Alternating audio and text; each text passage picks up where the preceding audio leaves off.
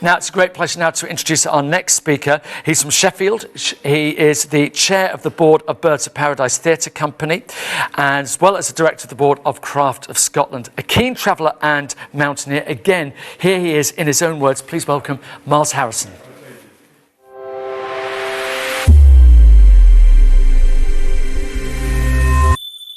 Hi, my name's Miles Harrison. I'm delighted to talk with you at this REACH event.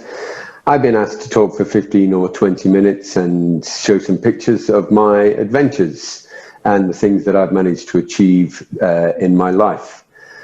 I hope you enjoy the next few pictures, and I'm sure there'll be opportunity at the end for questions and answers. I've called the talk Just Do It.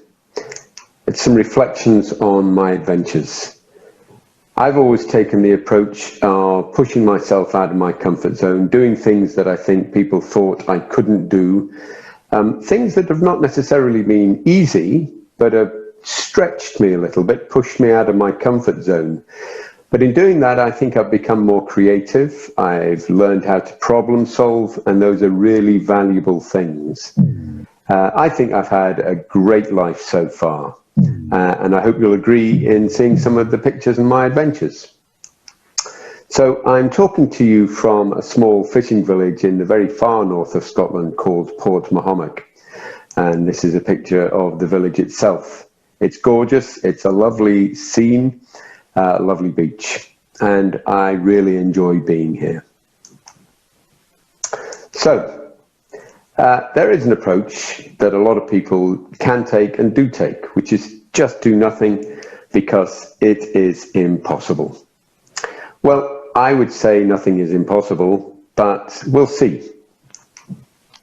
Just do nothing, it's impossible. Well, this is me. This is just a few months after I was born. I was born back in 1959. Yes, that's 59, a long time ago. I'm now 61. And my mother took a drug called Distival to help her during her pregnancy. It was much more famously known now, I think, as Thalidomide. And this had an effect on my arms when I was growing inside of my mother and was born with very short arms. So this is me doing my first walk when I was 2. I was a little bit of a late walker, but once I started, there was no stopping me. My father made adaptations for me because I wanted to be like other children at the time, riding their tricycles and playing. So we found a way. We found a way, and I enjoyed my childhood very young, playing with lots of other friends. Later, the parents thought it might be a good idea that I went down to Roehampton to see if they could fit me with some devices to help me lead, for want of a better expression, a more normal life. Well, actually, putting these contraptions on 60 years ago or 55 years ago was not necessarily the best thing. They were cumbersome, gas operated, and in fact made things a lot worse. So definitely not for me. They did help though with a few other things and pointers and ideas of how I might lead my life. And that's always great to just get a little bit of advice and help from people who do know some things. So here I am a little bit later playing football. I played football for the school team. And later I wanted to join a band, and playing guitar was not going to be my strong point, nor a piano or a keyboard or anything like that. So I managed and found an instrument that I could do, and that was the drums. And in fact, I've still got this drum kit today. So here's my career. Let's just start by saying I was never going to be a professional tennis player, nor was I going to be able to fly fast jets. Two things that I perhaps really might have liked to have done, but actually that's not a particularly helpful way of thinking about things, of the things that you can't do. It's thinking about the things that you can do, and I'll come back to that. So at school, well, messed around too much and was thoroughly enjoying all my friends and socialising to really take school seriously. Managed to get into a polytechnic to do a degree, but again, I didn't really take that seriously. Straight after that, I joined a travel company. That didn't last long because that company unfortunately went bust, and a short period of unemployment followed by doing a postgraduate qualification in marketing. And this time I took education seriously and thoroughly enjoyed it. Thoroughly enjoyed doing this postgraduate qualification. That got me a job in an organisation in Liverpool called Merseyside Education Training Enterprise Limited. Bit of a mouthful, but it was helping and advising small businesses, and I was advising them in marketing.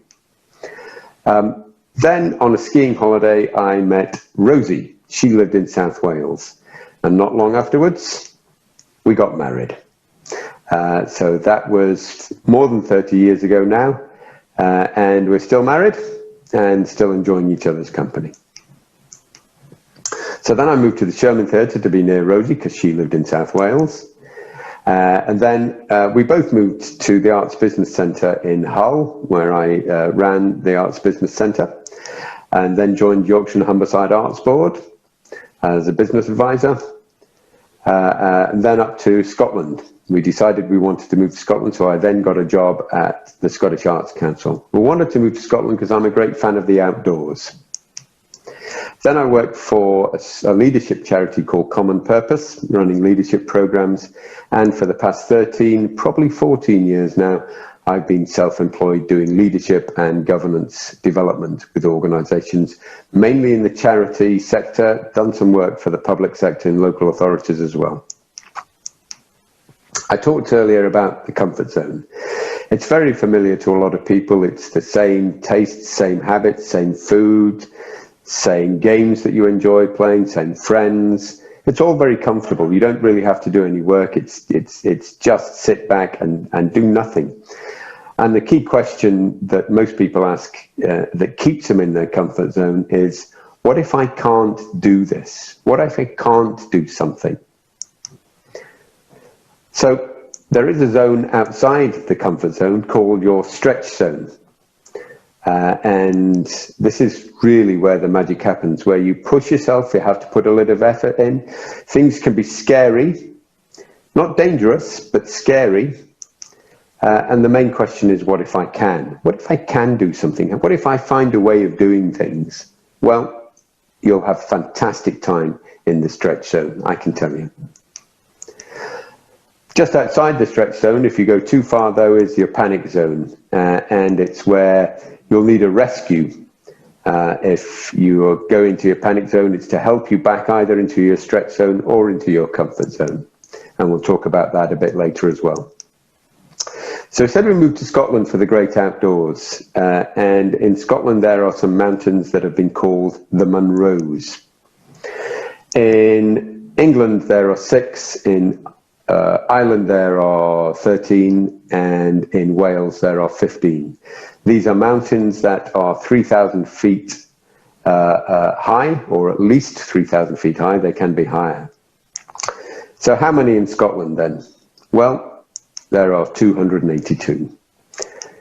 And this is where they all are, scattered throughout Scotland. It was a great way to go and see Scotland, to travel to all of these 282 Munros. It took me a good few years to do them, because it was just the odd weekend every now and then. Some years I only managed to do 5 Munros. Others I did a lot more. They're nice mountains like this. Some are very flat top and easily reached. Some are really quite jaggy. That looks a bit more difficult than it actually was. And some are really quite remote. A lot of the time done like this in the cloud, where you couldn't really see a great deal once you got to the top. So I set out to do them all. But actually, just like the tennis player and the fast jet pilot, there was one I think I wasn't going to be able to do. It's called the Inaccessible Pinnacle, and it was in my panic zone. And here it is. It's the top of this little jaggy bit that sticks up, and if we take a closer look at that, that's where it is. And if you can just see, I've outlined there somebody climbing up it. So this was not going to be for me. It was too much in my panic zone, and as I said before, like the tennis player and fast jet pilot, not for me. I'll go and find a way of doing something else. So can't necessarily do everything. So do some trips around the world, I thought. So these are my adventures all around the world, and you'll be very pleased to know that I'm not going to talk about all of them, but each one was absolutely fantastic. I'm going to talk about 3 or 4 though. Here's the first one. It's a trip called Kilts to Kilimanjaro, and it was a Scottish charity adventure to go and climb Kilimanjaro and raise money for the Aberlour Childcare Trust in Scotland. Here it is, 19,636 feet high, if I look closely at that. And when you start getting that high, the oxygen is less than half, and you're walking uphill, so it can be quite a struggle, certainly out of my comfort zone. Here we are on the way up to the final ascent up the top, and here I am on the top, resplendent in my kilt, even though I'm not Scottish. It was fantastic to reach the top. It was a tough job, and at the end I was very exhausted, but made it, and very happy, pushed myself right out my comfort zone, but made it. The next adventure was to do a mountain that was higher, another 2,000 feet higher. It's called Mera Peak in Nepal, 21,247 feet high. And we camped all the way up. It took 11 days to get up the mountain and 4 days to come down. Here we are on the way up, camping. And after a few days, you longed for things like a shower. So we found one, the hot shower room, fantastic. And then you realize that you have to go and buy a bucket of hot water and then turn the tap on and just stand underneath your bucket of hot water. But we found a way. It was fantastic. What an experience. Here we are in the last camp before the final summit. This was more than 19,000 feet high, about as high as Kilimanjaro, and we were camping ready to do the next bit. And for those of you wondering, the little blue tent is the loo.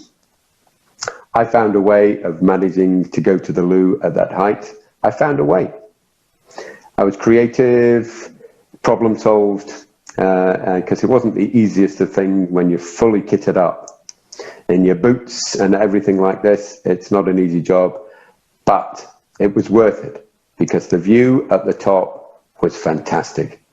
This is me at the top of Mera Peak, and in the background I think you can probably see the most famous mountain in the world, Mount Everest. There it is, just there. So I talked earlier about having a rescue, and someone in our party fell ill because they put so much effort into going to the top, and so they did need a rescue. So we managed to get them down a few thousand feet, and a helicopter came in and rescued them. But this was all in the planning. It was all ready in case somebody needed it. So always have a rescue if you're going to push yourself out your comfort zone. Next adventure, not a mountain, but driving through Indonesia, the Asian Rickshaw Run. This is the route through Indonesia from Medan, from Seminyak in Bali right up to Medan in Sumatra. It was 2,160 miles driving one of these things. It's a tuk-tuk or a rickshaw. Just for scale there's Land's End to John O'Groats for scale. So you could see just how far we had to go. These are the sort of roads that we encountered as we went along, from very crowded in built-up areas to just tracks in the wilderness. Locals were very interested, particularly when we broke down, and we did break down a lot. We had to mend the thing a lot. You'll notice that we customized it and painted it with the Scottish flag, because we were raising money for the Aberlour Childcare Trust again. We stopped every now and then in the middle of nowhere, and it's good that we did, because on this occasion we saw that 4 of the wheel bolts holding the wheel on had disappeared, and there was just one left, and that was loose. So we had a plan to make sure that we didn't put ourselves in any danger. But the locals were fantastic. We drove out of the tourist areas and saw the real people of Indonesia, who were very, very nice and very helpful. We eventually did break down again, and this time the engine, despite the locals really trying to help us mend the engine, found that it wasn't fixable at all. So we had to stay overnight in places, and we were greeted and asked to come and share dinner and food with local people. Great. We'd never have done this if we'd just been a tourist in an area. It was pushing ourselves out of our comfort zone. So eventually we managed to get a truck, find a truck, and get us to the end on the truck. None of the 26 tuk-tuks that did this particular challenge made it to the end under their own steam, so we were in good company there. It was great, though, to be at the end, a little celebration party there. And we raised more than £13,000 for the Abalawa Childcare Trust. Next adventure, another mountain. This time the highest freestanding volcano in Asia, which is in Iran. It's called Mount Dhammavand, and not many people realize that there are nice high mountains in Iran. It's not just all desert and dry sand. So this is me in Tehran, and pushing ourselves again out of a comfort zone, going to a country that possibly people wouldn't feel is a place for an adventure. But this is Persepolis, one of the great ancient places of civilization. And this is the final stop before climbing up to the top of Mount Dhammavand. And here we are, we reached the top through the help of some very good local guides. It's not all about mountain adventures though. I decided one year to put myself out my comfort zone by doing a cooking challenge, by committing myself to do a recipe out of the local Sunday paper, the Sunday Herald in Scotland, and I did the Shirley Spear cooking challenge. This is just one of her recipes. It's a cake, and this is the cake that I produced, so not too bad. And here are just half of the recipes, and here are the resulting food that I cooked. Now, this is putting, again, myself out of my comfort zone. I learnt so much, and it was great. There were things I just wouldn't have cooked because I thought I didn't like them, or thought they were too difficult, or thought, well, don't need to cook those are too simple, I can just buy those in the supermarket. But again, just pushing myself out of the comfort zone by committing myself to do this and telling people I'd do it really, really was inspiring, and I learned an awful lot and enjoyed it hugely. So, back to this mountain that was gnawing away at me because I couldn't do it if I wanted to. I couldn't complete all my Munros, the 282, if I didn't get this one, the inaccessible pinnacle. Certainly in my panic zone. You know what? A good friend and somebody I trusted said, I know you can do it. And this was just what I needed, I think, in order to push myself out my comfort zone. They knew what they were doing. So I thought, in the panic zone, I need a rescue. And my rescue was this young man called Matt Barrett. He's a guide on Skye, and he said he could get me up the inaccessible pinnacle and help me climb it. So, a little bit of training with Matt, and there I am on top of the inaccessible pinnacle, which meant that I could do all of my 282 Munros and join the Munro Society, and here's my certificate of completion of doing all the Munros. So even me, with my very short arms, found a way of doing this particular mountain. Remember I said at the beginning, this approach to life of just do nothing, it is impossible. Well, it's the way you look at things. And remember I said that it's really good to try and look at things from a different angle and push yourself out your comfort zone. So if you looked at this differently, it becomes just do it. Nothing is impossible. I'm often asked what my biggest and best achievement is, and I thought I'd save this to the end. It's just one photo, and it's the family, my family.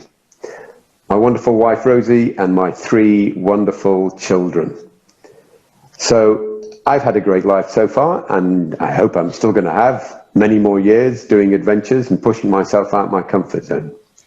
So I hope now that we can take some questions, or at some point in the Reach event, I'll be available for live question and answers. Thank you.